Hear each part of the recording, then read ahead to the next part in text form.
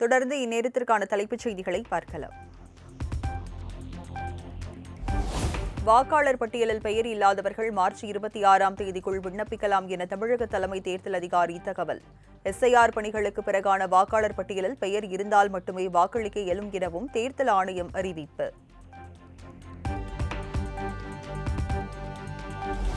தமிழ்நாடு சட்டமன்ற தேர்தல் பாதுகாப்பு ஏற்பாடுகள் குறித்து தலைமை தேர்தல் அதிகாரி ஆலோசனை. 25,000 துணை ராணுவ வீரர்களை தேர்தல் பாதுகாப்பு பணியில் ஈடுபடுத்த திட்டமிட்டுள்ளதாக தகவல்.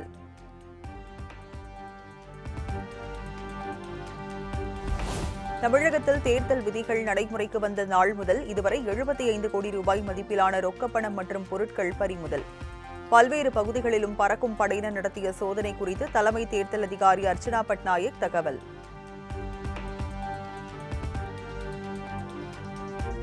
திமுகவில் இன்று கடலூர், விழுப்புரம் மாவட்டங்களில் உள்ள தொகுதிகளுக்கு விருப்ப மனு அளித்தோரிடம் நேர்காணல்.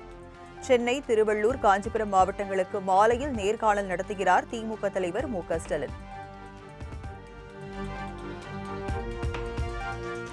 திமுக கூட்டணியில் தொகுதிகளை பங்கிட்டுக் கொடுப்பதில் தொடர் சிக்கல். விசிக, மார்க்சிஸ்ட் மற்றும் மக்கள் நீதி மய்யம் கூடுதல் தொகுதிகள் கேட்பதால் இழுபறி நீடிப்பதாக தகவல். திமுக கூட்டணியில் இருந்து வெளியேறுகிறதா மார்க்சிஸ்ட் கம்யூனிஸ்ட் கட்சி? தொகுதி ஒதுக்கீட்டில் திமுக கரார் காட்டி வருவதால் சென்னையில் உள்ள கட்சி தலைமை அலுவலகத்தில் தலைவர்கள் விடிய விடிய ஆலோசனை.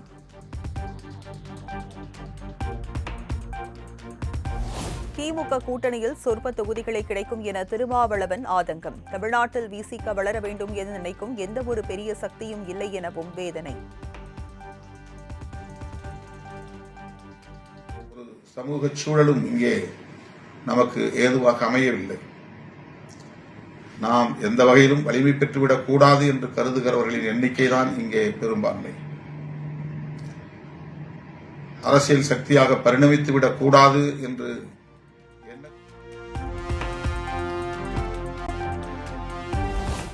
கூட்டணிக்கு புது வரவான தேமுதிகவுடன் தொகுதி பங்கீடு பேச்சுவார்த்தையை தொடங்க முடியாமல் திணறும் திமுக. தொகுதி பங்கீட்டை முடித்த 6 கட்சிகளும் விருப்ப தொகுதிகள் பட்டியலை கொடுத்துள்ளதால் விரைவில் முடிக்க திமுக தலைமை அறிவுறுத்தல்.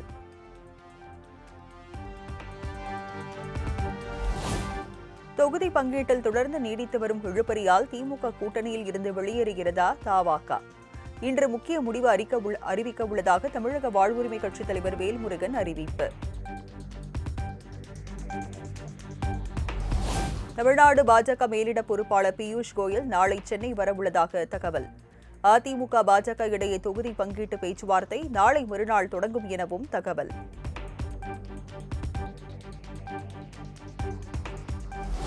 என்டிஏ கூட்டணியில் இருக்கும் சிறிய கட்சிகள் தாமரை சின்னத்தில் போட்டியிட வற்புறுத்தும் பாஜக தலைமை. வெற்றியை உறுதி செய்ய அதிமுகவின் இரட்டை இலை சின்னத்தில் போட்டியிடவே சிறிய கட்சிகள் விருப்பம் என தகவல். தமிழகத்தில் பாஜக தனித்து போட்டியிட்டால் ஒரு தொகுதியை கூட வெல்ல முடியாது என ஓ பன்னீர்செல்வம் விமர்சனம். பேச்சுவார்த்தைக்கு டெல்லி செல்லக்கூடிய அவநிலைக்கு அதிமுகவை தள்ளிவிட்டதாக இபிஎஸ் மீது விமர்சனம்.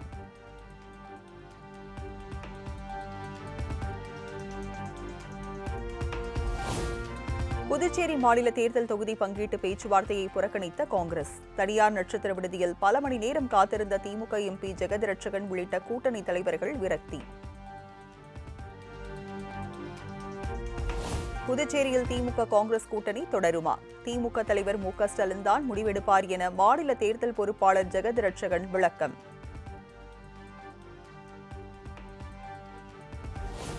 புதுச்சேரியில் திமுக காங்கிரஸ் இடையே தொகுதி உடன்பாடு எட்டப்படாத நிலையில் முதலமைச்சர் மு.க. ஸ்டாலினுடன் ஜெகத்ரட்சகன் எம்பி முக்கிய ஆலோசனை.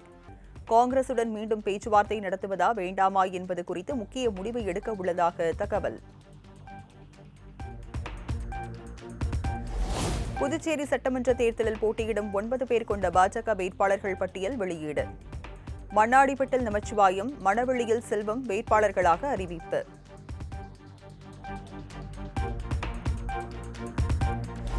புதுச்சேரி சட்டமன்ற தேர்தலில் திருநள்ளாறு தொகுதியில் களமிறங்கும் எம்எல்ஏ GNS ராஜசேகரன். மக்களின் ஏகோபித்த ஆதரவுடன் போட்டி.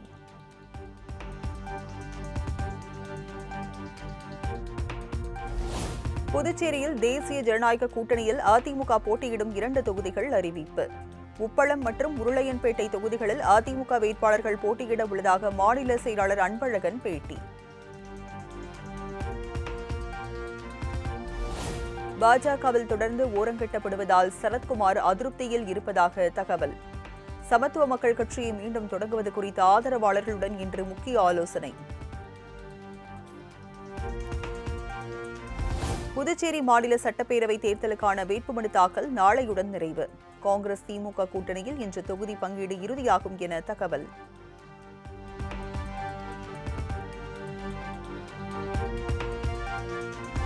புதுச்சேரியில் வேட்பாளர் பட்டியலை விஜய் இன்று வெளியிட உள்ளதாக தகவல்.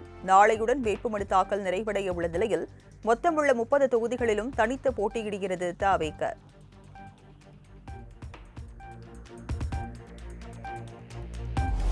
சிவகங்கை அருகே உரிய ஆவணங்கள் இன்றி கொண்டு செல்லப்பட்ட சுமார் 4,51,00,000 ரூபாய் மதிப்பிலான தங்க நகைகள் பறிமுதல். தேர்தல் பறக்கும் படையினர் அதிரடி நடவடிக்கை. பரமக்குடியில் உரிய ஆவணங்கள் இன்றி காரில் கொண்டு செல்லப்பட்ட 81,00,000 ரூபாய் மதிப்பிலான 75 சவரன் தங்க நகைகள் பறிமுதல். பறிமுதல் செய்யப்பட்ட நகைகளை பரமக்குடி சார்நிலை கருவூலத்தில் ஒப்படைத்த தேர்தல் பறக்கும் படையினர்.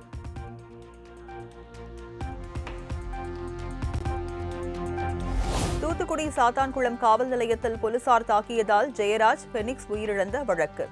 மிகுந்த எதிர்பார்ப்புக்கு இடையே நாளை தீர்ப்பளிக்கிறது மதுரை மாவட்ட கூடுதல் அமர்வு நீதிமன்றம்.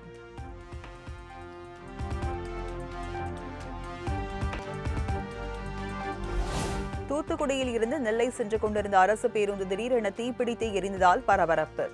தீ பற்றியதும் பயணிகள் உடனடியாக கீழே இறங்கியதால் பெரிய அளவிலான விபத்து தவிர்ப்பு.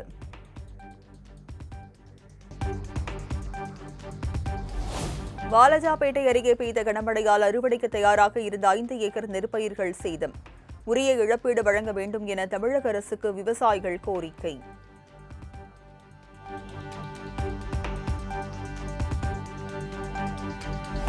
கடல் போக்குவரத்து மற்றும் உலக வர்த்தகம் தடையின்றி நடைபெறுவதை உறுதி செய்ய வேண்டும்.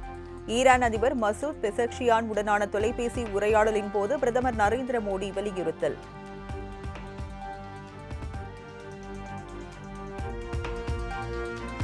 தங்கள் நாட்டின் மீது தரைவழியாக அத்துமீறி தாக்குதல் நடத்தினால் கடும் விளைவுகளை சந்திக்க நேரிடும். மேற்காசியா மற்றும் வளைகுடா பிராந்தியங்களில் நிலவி வரும் போர் பதற்றத்தை அடுத்து அமெரிக்காவுக்கு ஈரான் எச்சரிக்கை.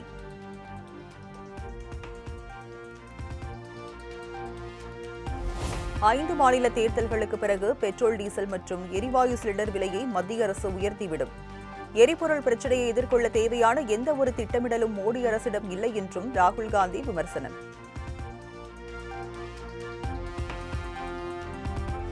ஈரானிய கச்சா எண்ணெய் மீதான தடையை அமெரிக்கா தற்காலிகமாக நீக்கியதன் எதிரொலி. பெட்ரோலிய பொருட்களின் பற்றாக்குறையை போக்க ஈரானில் இருந்து கச்சா எண்ணெயை வாங்க இந்திய எண்ணெய் நிறுவனங்கள் திட்டம்.